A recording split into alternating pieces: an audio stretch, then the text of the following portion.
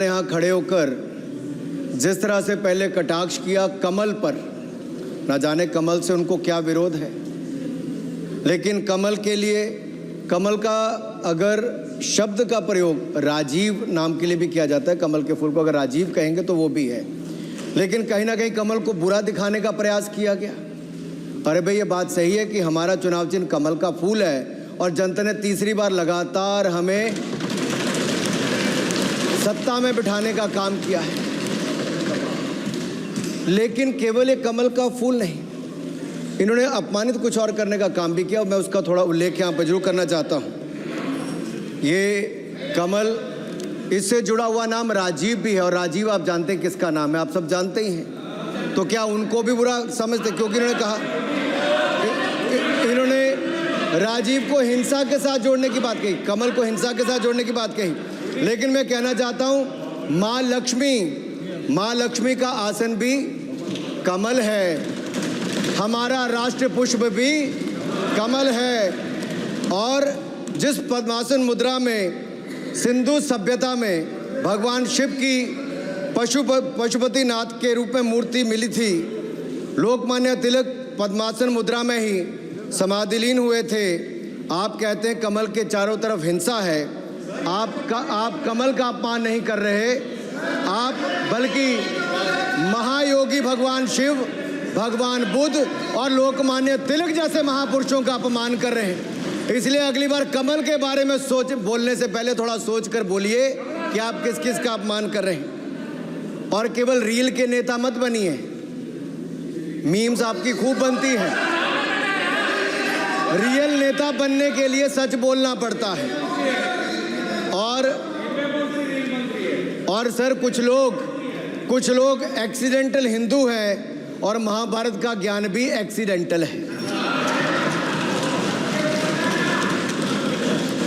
और उस नेता के अलावा और कौन नहीं जानता कि महाभारत में अभिमन्यु का वध 7 महारथियों ने मिलकर किया था। जयद्रथ, दुर्योधन, दुशासन, कर्ण, द्रोणाचार्य, कृपाचार्य और शकुनी। लेकिन राहुल जी ने कभी महाभारत, शायद, अब मुझे तो पता नहीं, पढ़ा भी नहीं, पर देखा भी नहीं होगा शायद सर, मुझे लगता है अंकल सैम ने लिख कर दिया होगा, अंकल सोरोस ने लिख के दिया होगा, कहीं से पर्ची बनकर आई होगी और कूल डूड बनने का प्रयास किया होगा। मैं इतना ही कहूँगा, कल जो चक्रव्यूह में फंसाने की बात कर रहे थे, वो कर्ण को करना कह रहे थे, कृपाचार्य जी को कृपचाय बोल रहे थे। चलिए छोड़िए उसको। अध्यक्ष जी, कल तो ऐसा लग रहा था सदन के अंदर महाभारत पर इतना सारा ज्ञान दिया गया कि एक समय ऐसा लगा BR चोपड़ा के महाभारत के धारावाहिक का संगीत गूंजने लगा हो। और कहीं ना कहीं उन्होंने एक बार महाभारत पढ़ने के लिए फिर प्रेरित किया, मगर इस बार महाभारत पर मैंने एक नई पुस्तक पढ़ी जो उनकी पार्टी के विद्वान सांसद, जो इस सदन के सदस्य भी हैं, उन्होंने लिखी है, और उस पुस्तक का नाम है The Great Indian Novel. Rahul ji को अगर महाभारत और चक्रव्यूह के विषय में विस्तृत जानकारी लेनी है तो अपने उस सांसद से वो संपर्क कर सकते हैं। और मैं बताऊंगा, शशि थरूर जी ने, शायद वही राहुल गांधी जी को बता दें या बताएंगे, नहीं तो मैं बता देता हूं कि आपने महाभारत और भारत के स्वतंत्रता संघर्ष को मिलाकर जो उपन्यास लिखा है, उसके पात्र कौन कौन हैं। इस उपन्यास में धृतराष्ट्र के रूप में किस नेता को दिखाया गया है, कौरव किस पार्टी को कहा गया है, इस उपन्यास में प्रिय दुर्योधनी कौन है। जब राहुल जी को इसका पता चलेगा तो मुझे लगता है कहीं ना कहीं शशि थरूर जी पर कार्रवाई ना हो जाए। लेकिन क्या है साहब, ये लोग तो संविधान दिखाते थे, पढ़ते नहीं थे। मैंने उस दिन पूछ लिया कितने पन्ने होते, तो वो भी नहीं बता पाए। मैंने उसके बाद पूछा कि ये जो आप संविधान की कॉपी लेकर चलते हो, इसका प्रीफेस पढ़ा है, इसका फॉरवर्ड पढ़ा है, इसकी प्रस्तावना किसने की है?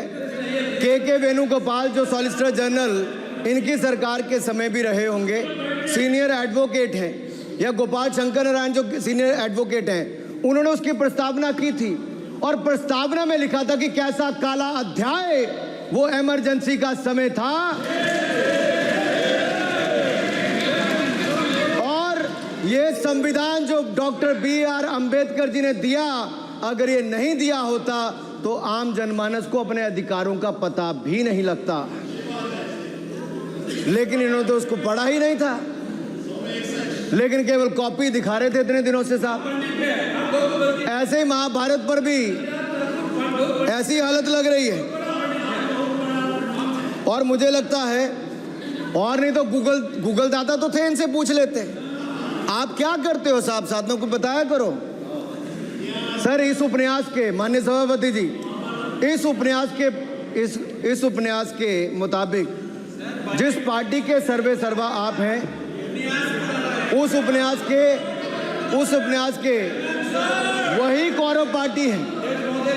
मैं अपनी तसल्ली के लिए कुछ पंक्तियों को यहाँ उद्धृत कर देता हूँ। मैं कोट कर रहा हूँ सर, पेज नंबर 245 से। The India of which Dhritarashtra assumed the leadership on 15th August 1947 had just been through a cathartic process of regeneration, another stage in this endless cycle.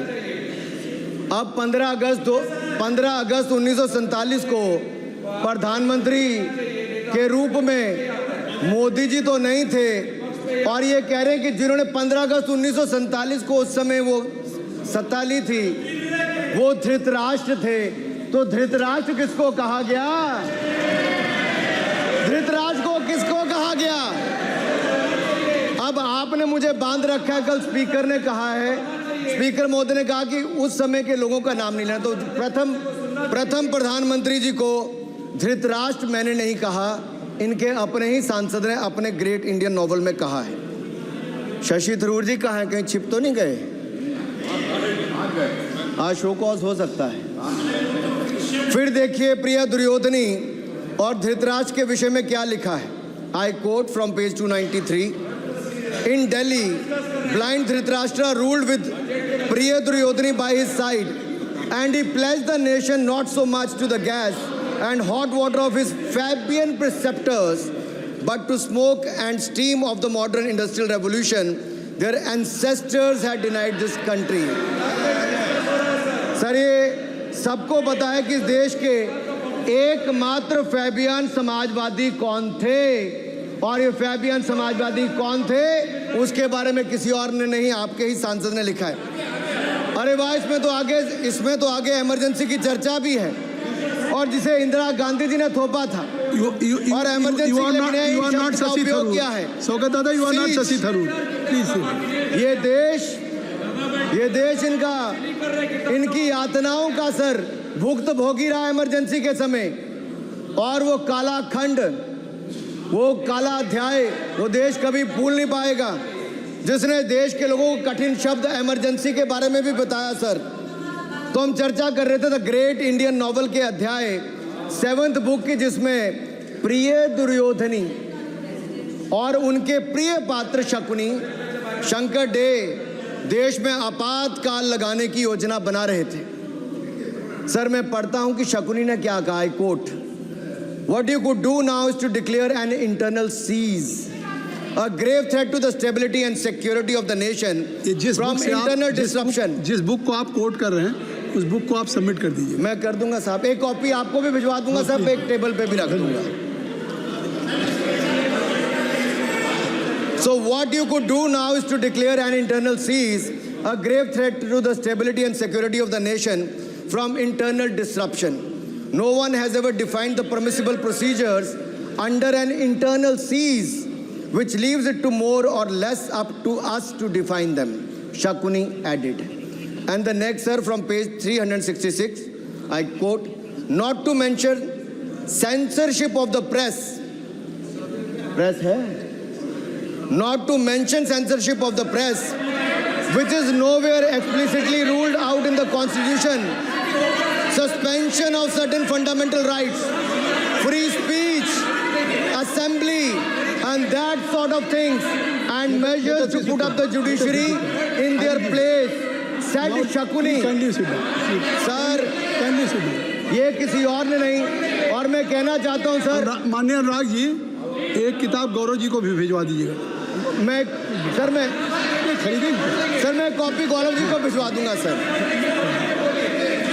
Sir, इसमें जिनकी मैं बात कर रहा हूँ वो हमारे उस समय की प्रधानमंत्री थी जिन्होंने इमरजेंसी लगाई थी। एक नेता की स्वर्गीय दादी जी भी हैं, और मैं उनके नाम के आगे प्रियदर्शनी भी लिखा जाता था, और उन्होंने इमरजेंसी लगाई थी। लेकिन माननीय सभापति जी, मैं कहना चाहता हूं, दुशासन और दुर्योधन दोनों बहुत ही दुष्ट और बदमाश हो सकते थे, लेकिन उन्होंने भी कभी इमरजेंसी नहीं लगाई थी। दुशासन और दुर्योधन दुष्ट भी हो सकते हैं, दुश्मन भी हो सकते हैं, बदमाश भी हो सकते हैं, लेकिन उन्होंने भी इमरजेंसी नहीं लगाई थी। सर, पूरे उपन्यास में 74 बार कौरव और कौरव पार्टी की चर्चा हुई, हर एक में कांग्रेस का चरित्र झलकता है।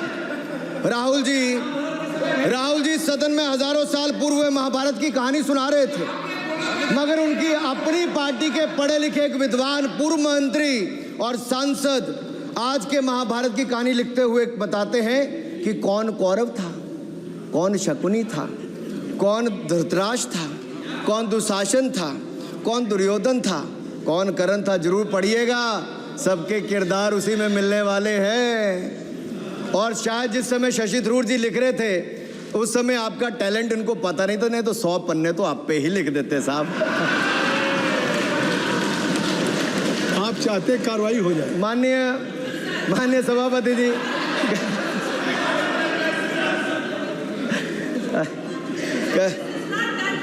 कल जब राहुल गांधी जी चक्रव्यूह पर बहुत ज्ञान दे रहे थे, तो पीछे दो लोग, कुमारी शैलजा जी और दीपेंद्र जी, बैठकर मुस्कुरा रहे थे। अब शायद राहुल जी वो पीछे हंस तो रहे थे, लेकिन आप एक बात जरूर कर लीजिए,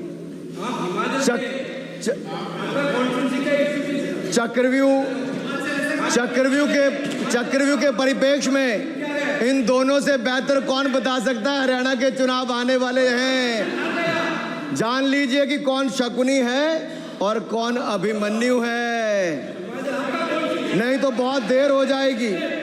आपको एक और सुझाव है, और मैं इतना जरूर कहूंगा, आपने तो कई सारे चक्रव्यूह बनाने का काम किया सर, और जब उस समय किशोर अभिमन्यु पर कौरवों ने युद्ध नीति के विपरीत जाकर प्रहार किया था, तो मैं कुछ कहना चाहता हूं।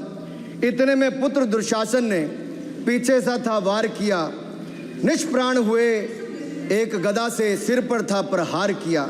माँ धरती की गोद में वह आंख मूंद कर सो गया, अंबर का तेजस्वी तारा धूमकेतु सा खो गया। लेकिन कोई तारे का तेज फीका नहीं कर सकता, वीर गति पाकर अमर हुआ हो कभी नहीं मर सकता है। पुत्र सुभद्रा कुरुक्षेत्र में जिसकी अमर कहानी थी, 9 माह में सीखी विद्या जब 16 साल जवानी थी। अब उस अभिमन्यु को जिसने सारे चक्रों को तोड़ने का काम किया, मैं इतना ही कहूंगा, चक्रव्यूह का प्रसंग छेड़कर आपने अच्छा किया। इस देश ने बहुत सारे चक्रव्यूह देखे, कांग्रेस का चक्रव्यूह सर, इसके 7 किरदार मैं बताता हूं सर। पहला कांग्रेस, दूसरा पंडित नेहरू, सर नाम लेने के लिए मना किया, मैं दूसरी तरह से बोलता हूं। पहला कांग्रेस, दूसरे पहले प्रधानमंत्री एनजी, फिर तीसरा किरदार आईजी पूर्व प्रधानमंत्री, चौथा RG1 उस समय के प्रधानमंत्री, 5वां SG, 6वां RG2 और 7वां आप सब जानते ही हैं। आप समझदार हैं, समझ गए होंगे सर। पहले चक्रव्यूह ने देश को विभाजन कराया, और दूसरे जो एनजी, उन्होंने देश को कश्मीर की समस्या दी और चीनियों को भारत की भूमि सौगात में दी।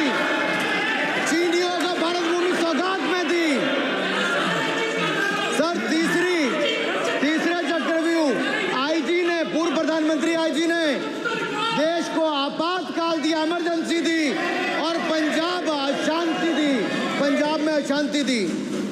चौथे जो RG1 है, RG1 ने बोफोर्स दिया और सिखों का निस्सहार किया। पांचवें जो ऐसी हैं, उन्होंने सनातन धर्म परंपरा के प्रति नफरत का नैरेटिव बनाया। 12 लाख के करोड़ के घोटालों को संरक्षण प्रदान किया, देश की आर्थिक अर्थव्यवस्था को भंवर जाल में फंसाया। और छठे ठहरे आप, जिन्होंने पिछले 15 सालों में देश की राजनीति, संसदीय परंपरा और संस्कृति को इतना नुकसान पहुंचाया जितने कि ये बाकी 6 मिलकर चक्रव्यूह एक साथ मिलकर भी नहीं कर पाए। और रही 7वीं, उनका मैं नाम नहीं लूंगा, मैं इतना ही कहूंगा सभापति जी, 7 चक्रव्यूह ने मिलकर देश को गरीबी, भूखमरी, आतंकवाद, कट्टरवाद जैसे अनगिनत दुष्चक्रों में फंसा दिया था।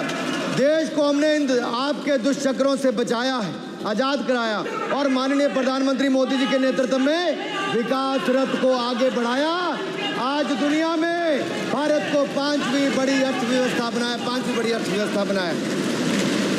आप जिस अभिमन्यु को घेरने की कोशिश पिछले 22 सालों से कर रहे हैं, गुजरात से लेकर दिल्ली तक, आपके योद्धा और आपकी सरकारें निपट गई, लेकिन आप उनको घेर पाए क्योंकि वो जनता के दिलों में बसे हैं। आज यहाँ 293 अभिमन्यु बैठे हैं, भले ही आपके पास करण जैसे धुरंधर हो, शकुनी जैसे कुटिल रणनीतिकार हो, धर्म हमारे साथ है।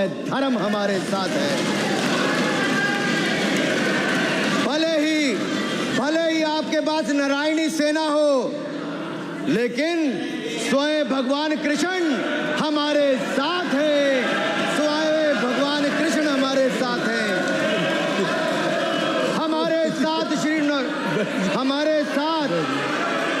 हमारे साथ श्री रघुनाथ तो किस बात की चिंता शरण में दिखाया। माननीय सभापति जी, हमारे साथ श्री रघुनाथ तो किस बात की चिंता शरण में रख दिया जब मात, तो किस बात की चिंता। हमारे साथ तो जनता रूपी रघुनाथ है और आगे भी रहने वाला है। आप देखिए, ये कल से हलवा बांटने की बात कर रहे थे। अध्यक्ष महोदय, झूठ के पैर नहीं होते।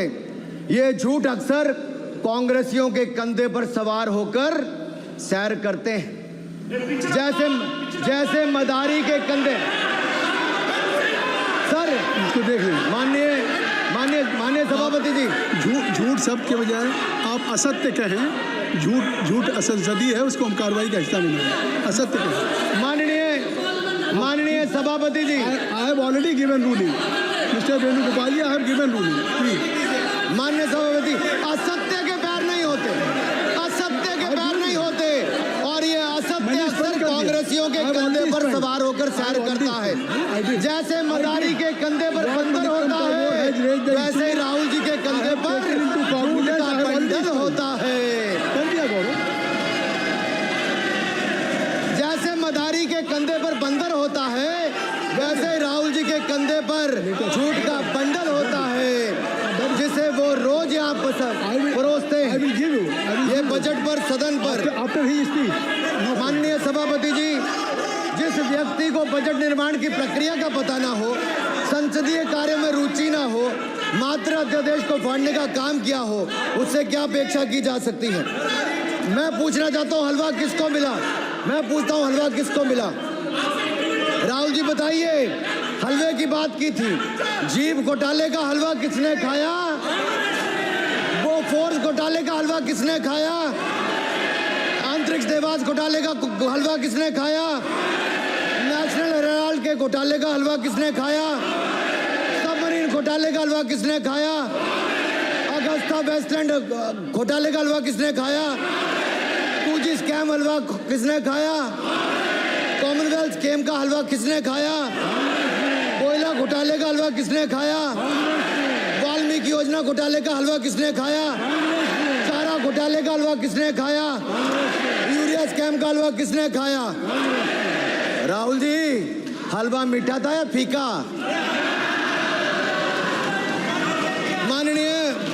माननीय सभापति जी, कुछ कुछ लोग ओबीसी की बात करते हैं, मैं ये कहता हूं इनके लिए ओबीसी है। गौरव सुनिए, गौरव बड़ा इंपॉर्टेंट है, आप काइंडली एड्रेस टू द माननीय सर, इनके लिए ओबीसी का मतलब है only for brother in law commission, only for brother in law commission.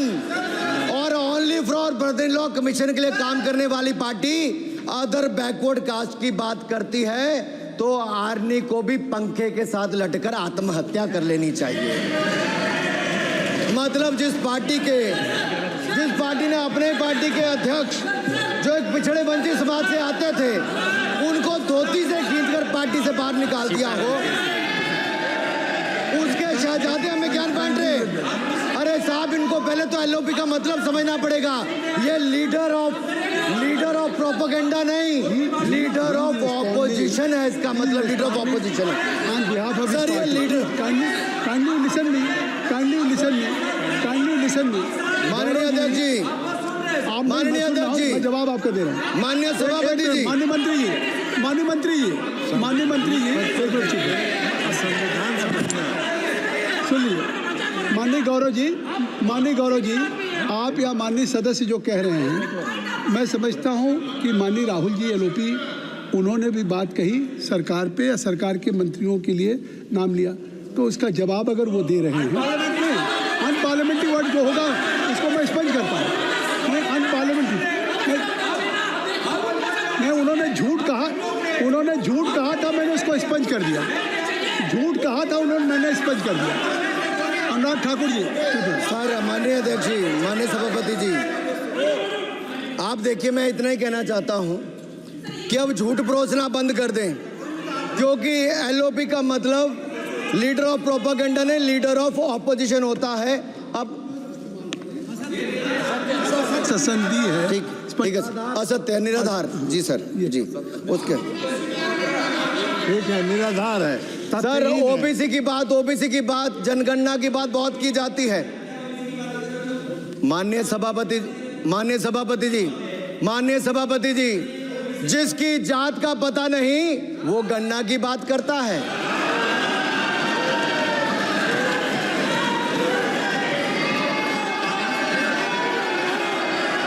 जिसकी जात का पता नहीं वो गणना की बात करता है।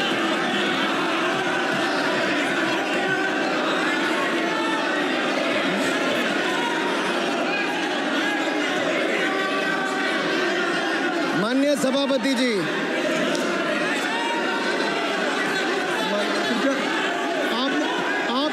आपने जो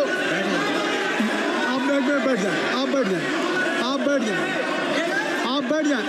माननीय अखिलेश जी, आपने जो बात उठाई है मैं उसको दिखवा लूँगा। मैं आपकी बात को ले रहा हूँ। उन्होंने जो बात कही है, आप जो विरोध कर रहे हैं, मैं उसको दिखवा लूँगा। आपने जो बात कही उसको मैं दिखवा लूँगा। अनुराग जी, माननीय सभापति जी, कृपया आप लोग बैठ जाएं। आप बैठ जाएं। ठीक है। गौरव जी,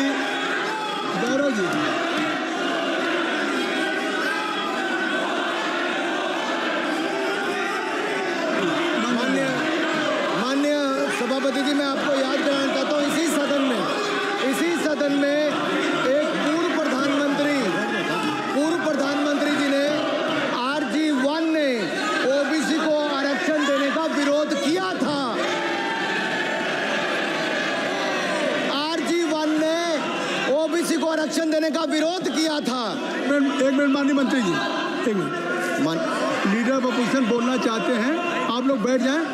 माननीय मंत्री जी की स्पीच, माननीय अनुराग जी की स्पीच खत्म हो जाए। बैठिए। आप लोग बैठ जाएं। मैं आपको सर, उन्होंने मुझे इंसल्ट किया, मुझे बोलने दीजिए। उनकी बात खत्म हो जाए। सर, उन्होंने इंसल्ट किया मुझे। उसके बाद मैं आपको अवसर दूंगा। नहीं सर, नहीं, उनके बाद अवसर दूंगा। आपको अवसर दूंगा। बैठ जाएं, आप बैठ जाएं, अवसर दूंगा।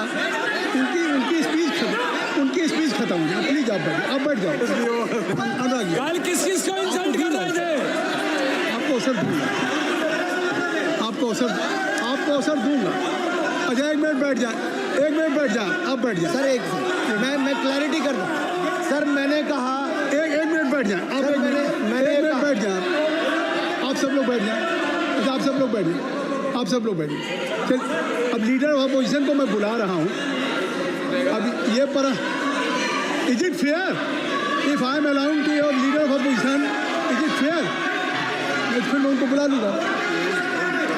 नहीं तो मैं आपको बुला रहा हूँ तो पहले बैठ जाएं, पहले लोग बैठ जाएं, पहले बैठाइए सर, सब लोग बैठ जाएं, पहले सब लोग बैठ जाएं तब मैं आपको अलाउ करूँ। सब बैठ जाएं, मैं आपको अलाउ करूँ, मैं आपको अलाउ करूँगा, सब बैठ जाएं, मैं अलाउ करूँगा।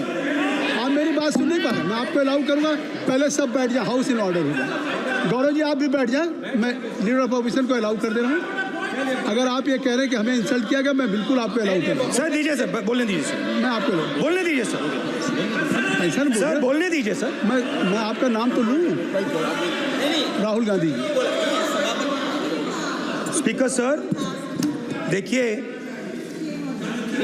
जितना मेरा आप लोग इंसल्ट करना चाहते हैं आप खुशी से करिए, आप रोज करिए, मगर एक बात मत भूलिए, जाति जनगणना को हम यहाँ पास करके दिखाएंगे। धन्यवाद। जितना इंसल्ट करना है करिए, मैं खुशी से लूंगा। अरे तो अपनी जाति भी लिखनी पड़ेगी उसमें। आप चुप रहें। श्री अनुराग ठाकुर जी, देखिए हमने समय दे दिया, अब आप बैठे। ये तरीका नहीं है, नहीं ये तरीका है, आपको हमने टाइम दे दिया। क्या? आप बैठ चुके हैं, आप बैठ चुके हैं, ये नहीं है, आप बैठ चुके। श्री अनुराग ठाकुर जी, सर मुझे लगता था कि इनको भाषण देने से पहले पर्ची आती होगी, हमने आपको लेकिन हर बार इंटरवेंशन के लिए पर्ची आती है अपने बलबूते पर। सर उधार की बुद्धि से राजनीति नहीं चलती है, उधार की बुद्धि से राजनीति नहीं चलती है। यहाँ पर्ची लेने से काम नहीं चलता है। आप बोल के हटते हो, फिर पर्ची आती, फिर बोलते हो, ऐसे कैसे चलता है? माननीय अध्यक्ष जी, माननीय सभापति जी, एक minute. I am not yielding sir, I am not yielding sir. बिठा के आपको बिठाया, बुलाया, अब मैं नहीं करूँगा। मैंने आपको अनुराग ठाकुर जी को बिठा के आपको मैंने समय दिया, तो अब अनुराग ठाकुर जी बोलेंगे। चलिए सर मैं इतना ही कहूंगा, उधार की बुद्धि से राजनीति नहीं चलती है।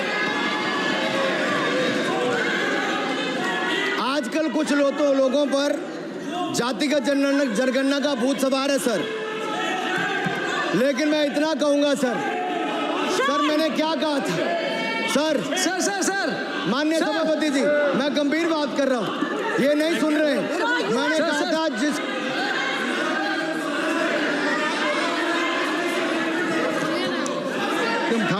टैगोर प्लीज, माननीय सभापति जी, I have already given an माननीय सभापति अपॉर्चुनिटी जी, टू राहुल गांधी जी। राहुल गांधी जी अपने उन्होंने he has express his feeling, जो उनको था।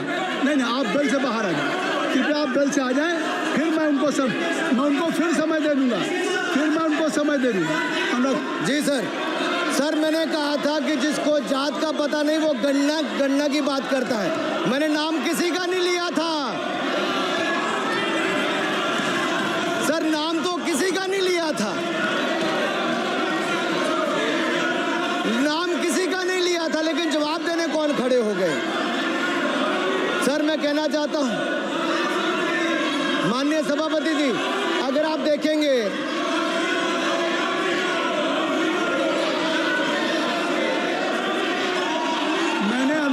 बिठा के मैंने माननीय राहुल गांधी को समय दिया, मैंने अनुराग ठाकुर जी को बिठा के, तो कृपया आप लोग जब एलओपी को टाइम मिल गया तो आप सदन में व्यवधान है।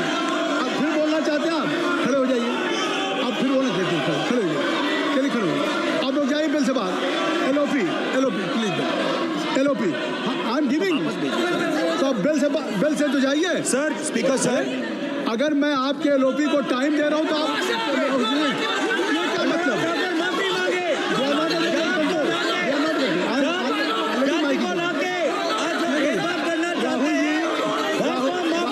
राहुल गांधी जी, हमने आपको समय दिया, अपने मेंबर से कहिए कि बैठे तब तो आप बोलेंगे, बैठिए तब तो बोलेंगे भाई। राहुल गांधी जी कह रहे तब तो आप अंदर आइए, हाईवे सबको ले जाइए प्लीज। सर माइक दीजिए सर, एक मिनट माइक मिल जाएगा आपको, माइक मिल जाएगा, बेल खाली कर दीजिए।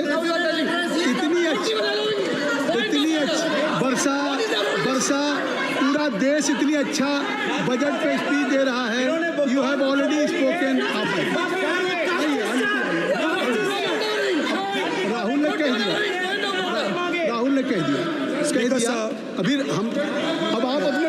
सम्मान करें। हमने आपके लीडर को दूसरी बार फिर बुला रहा हूं, आप अपने लीडर का सम्मान करें। हाउस के एलओपी हैं और अगर मैं उनको दूसरी बार बुला रहा हूं, उनको बिठा दिया माननीय सदस्य को, तो कृपया आप लोग तो कम से कम इस बात को महसूस करें। मिस्टर केसी मैं please don't be mister Rahul Gandhi, mister Rahul Gandhi आप लोग बैठिए। राहुल स्पीकर सर, बोलने का मन क्या था? स्पीकर सर, सर माइक नहीं सर, एक मिनट, माइक यहाँ से नहीं जाती। स्पीकर सर, मैं नाम जो ले भी तो माइक आ जाएगा। स्पीकर सर, जो भी इस देश में दलितों की, आदिवासियों की, पिछड़ों की बात उठाता है, जो भी उनके लिए लड़ता है, उसको गाली खाना ही पड़ता है।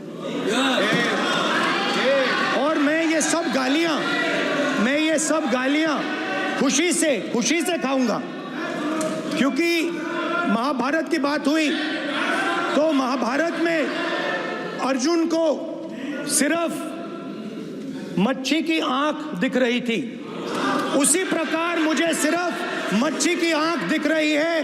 जाति जनगणना हम करा के दिखाएंगे, खत्म। आपको जितनी गाली देनी है आप दीजिए, हम खुशी से लेंगे। धन्यवाद। गौरव, धन्यवाद। श्री अनुराग ठाकुर जी,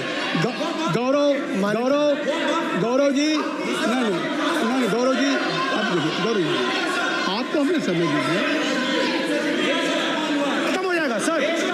श्री राहुल गांधी, खत्म हो जाएगा सर। श्री राहुल गांधी, प्लीज राहुल गांधी जी, ये तय कर ली। मुझे जब आप चाह रहे हैं मैं आपको बोलने का अवसर दे रहा हूं। हाँ सर, तो कम से कम गौरव जी आपके बोलने के बाद ऐसी परिस्थिति खत्म तक हो क्रिएट करें कि स्पीकर सर, सदन को चलाने की जिम्मेदारी जितनी अनुराग सत्ता पक्ष की है उतनी प्रतिपक्ष भी है। अनुराग ठाकुर जी ने मुझ पर गाली दी है। नहीं, कोई नहीं। मुझे सर बोलने दीजिए सर, मुझे उनको बोले सर, अनुराग ठाकुर जी ने मुझे इंसल्ट किया है, मगर मैं अनुराग ठाकुर जी से कोई माफी नहीं चाहता हूं। मुझे कोई माफी की जरूरत नहीं है। मैं लड़ाई लड़ रहा हूं, जितनी आपको गाली देनी है मैं आपसे कभी माफी नहीं मांगूंगा, मुझे आपकी माफी नहीं चाहिए। राहुल गांधी जी, मैं चेयर पे हूँ और चेयर का काम है कि अगर कहीं भी कोई असंसदीय या किसी को गाली दी गई तो मैं उसको देखूंगा, मैं उसको कार्रवाई निकालूंगा, मिस्टर के उसको निकलवाऊंगा। ठीक है, आप नहीं कर रहे हैं, लेकिन अगर दी है तो मैं उसको कार्रवाई का हिस्सा दिखवा के उसको स्पष्ट करूंगा। आपने कर दिया,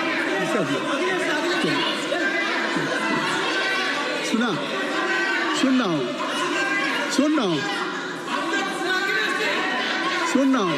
मैं श्री अनुराग ठाकुर जी, माननीय सभापति जी, श्री अखिलेश यादव जी बैठ जाए। श्री अखिलेश महोदय, सभापति महोदय, मैं केवल इतना, सभापति महोदय, स्वागत दादा, अभी क्या तरीका। सभापति महोदय, मेरा आपसे केवल इतना निवेदन है, माननीय मंत्री रहे हैं, बड़े दल के नेता हैं, मंत्री रहे हैं, बड़ी बात कर रहे थे, मैं महाभारत शकुनी ये सब बातें कह रहे थे, दुर्योधन तक यहाँ ले आई है। मैं केवल सभापति महोदय इनसे ये पूछना चाहता हूँ, आपने जाति कैसे पूछ ली है बताइए बस। आप जाति कैसे पूछ सकते हैं? आप बताएं, जाति कैसे पूछ सकते हैं? आप पूछ के दिखाओ जाति तुम, आप जाति कैसे पूछोगे? तुम कैसे पूछोगे जाति? आप बैठ नहीं, जाति नहीं पूछ सकते आप। आपने कह दिया ना, अब आप हमारी जाति नहीं पूछ सकते। आप हमारी व्यवस्था सुन लें, आप मेरी व्यवस्था सुन लें। कोई सदन में किसी की जाति नहीं पूछेगा। अनुराग ठाकुर जी, मैंने उसको स्पष्ट कर दिया। नहीं, श्री अनुराग ठाकुर जी, माननीय सभापति जी, बात है। माननीय सभापति जी, उस समय के प्रधानमंत्री स्वर्गीय आरजी वान जी ने यही कहा था कि ओबीसी के आरक्षण का विरोध करता हूं। ये तो सदन में है। आरजी वान ने कहा था कि मैं ओबीसी को आरक्षण का विरोध करता हूं। अब ये तय करें कि वो सही थे या ये सही हैं, और आपकी पार्टी गलत थी कि आप गलत हैं, और वो पिछड़ा विरोधी थे कि आप पिछड़े के पक्ष में हो। और उस समय की पूर्व प्रधानमंत्री आईजी ने कहा था कि जात पर ना पात पर। अभी मैंने तो कहा नहीं सर, उस समय कहा गया था। और इसी तरह से ही कृपया अपना भाषण संक्षिप्त सर, मंडल आयोग की रिपोर्ट हो, काका कालेलकर की रिपोर्ट हो, इस पर कौन वर्षों तक बैठा रहा सर? जवाब देना होगा इनको, कौन देगा जवाब? अगर उस समय उसको लागू कर दिया होता तो आज ओबीसी के अधिकारी भी ज्यादा होते, बाकी भी होते। और यही नहीं सही, इन्होंने दलित के साथ, आदिवासी के साथ, ओबीसी के साथ विरोध किया। ओबीसी कमीशन को तो संवैधानिक दर्जा भी नहीं दिया। अगर संवैधानिक दर्जा दिया तो मोदी सरकार ने आकर दिया है, माननीय अध्यक्ष जी। और मैं इस सदन के लिए पढ़ देता हूं सर। नेहरू जी ने 1961 में आरक्षण के विरुद्ध में लिखा था, I quote, I react strongly against anything which leads to inefficiency and second rate standards. I want my country to be a first class country in everything. The moment we encourage the second rate, we are lost. I unquote. ये किसने कहा? देश के पहले प्रधानमंत्री ने कहा। आप उससे सहमत हो कि नहीं सहमत हो बताइए? माफी मांगोगे उसके लिए कि नहीं मांगोगे? कृपया चेयर को आप एड्रेस करें। आप चेयर को एड्रेस करें अनुराग जी। सर मैं इतना ही कहूंगा और समाप्त करें। लहजे में बदजुबानी, चेहरे पर नकाब लिए फिरते हैं वो जिनके खुद के बही खाते बिगड़े हैं, वो हमारे हिसाब लिए चलते हैं। बहुत बहुत धन्यवाद। नहीं सर, मेरे एक मिनट सर मैं एक बात क्लियर कर दूं सर, मैंने किसी का नाम लेकर नहीं कहा, लेकिन कोई अपने आप क्यों खड़ा हुआ? मैंने किसी का नाम नहीं लिया था। आप रिकॉर्ड चेक कीजिए सर, आप रिकॉर्ड चेक कीजिए। और सर ये सारी बातें अगर आप देखेंगे, सबका साथ सबका, मैं रिकॉर्ड दिखवा लूंगा। आप दिखाइए सर। सबका साथ सबका विकास हमने किया सर। अगर अल्पसंख्यक के रूप में अगर किसी को राष्ट्रपति बनाया गया तो कलाम साहब को अटल बिहारी वाजपेयी जी की सरकार में बनाया गया। रामनाथ कोविंद जी को एससी समाज से आते थे, राष्ट्रपति बनाया गया तो मोदी जी की पहली सरकार में बनाया गया।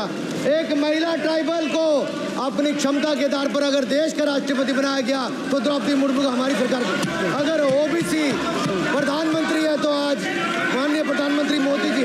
आज सबसे ज्यादा मंत्री एससी एसटी ओबीसी है तो हमारी सरकार में। सर मैं इतना ही कहूंगा। समाप्त करें सर, मैं 2 मिनट में खत्म। Sir 2 minute. Sir MSP, sir ये एमएसपी की बात कर रहे थे सर। एमएसपी कौन लाया? एमएसपी सर 61 के युग में, उस समय के पहले प्रधानमंत्री जी ने लाए, लेकिन इन्होंने उसको गारंटी क्यों नहीं दिया भाई? 61 के बाद 66 में आप लाए। आप इतने सालों तक क्या करते रहे? क्यों नहीं आपने प्रावधान उसका किया?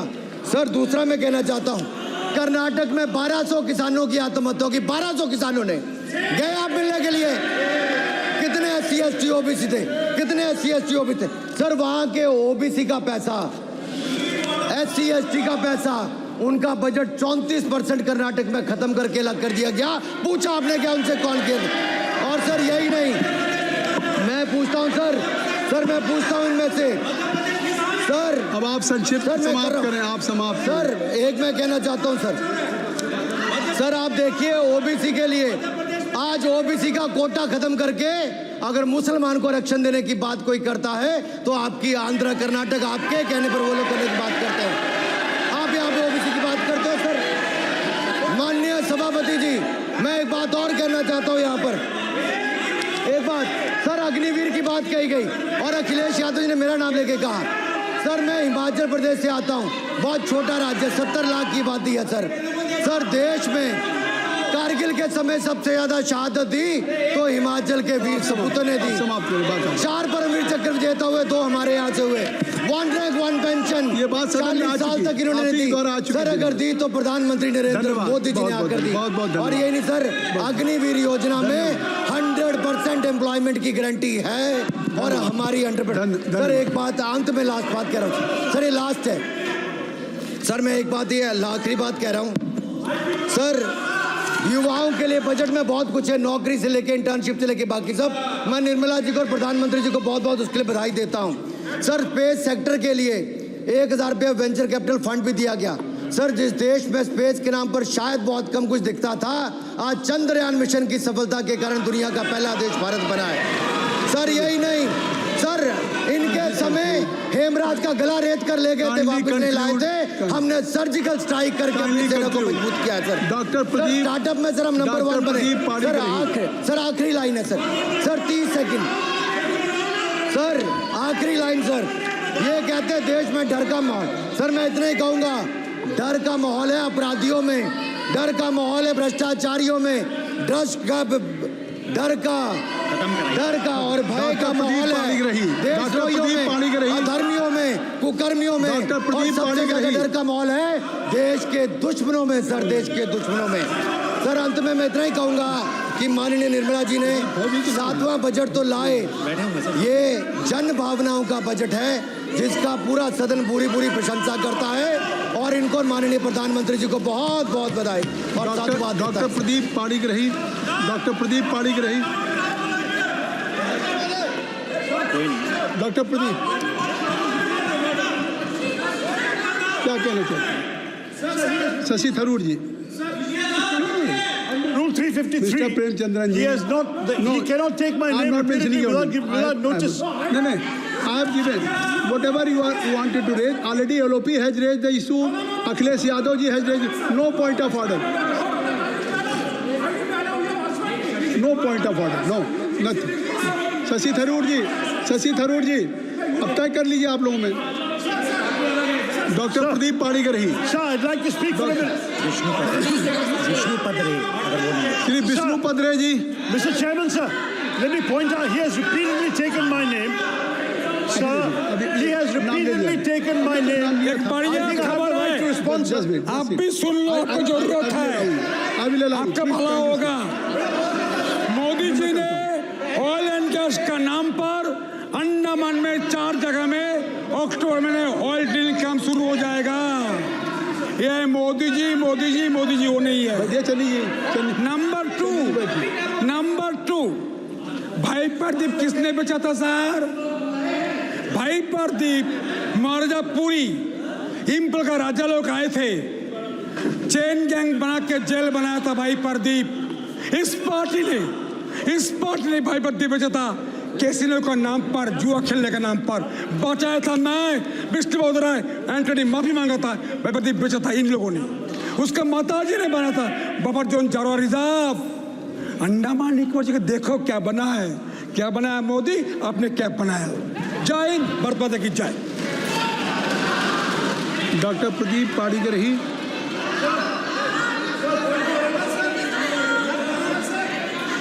सर क्या चाहिए बताइए, क्या चाहिए सर? नहीं क्या चाहिए? ये नहीं है तो छोड़ दीजिए, महामंत्री को खड़ा करते हैं ना, फिर मंत्री जी को बुला लीजिए। शशि थरूर जी। लो सुन लो सर, ये 353 allegation. Sir, I just want to point out, sir, that under rule 353, the honourable member has no business taking my name repeatedly without providing notice, sir. And the notice was not given.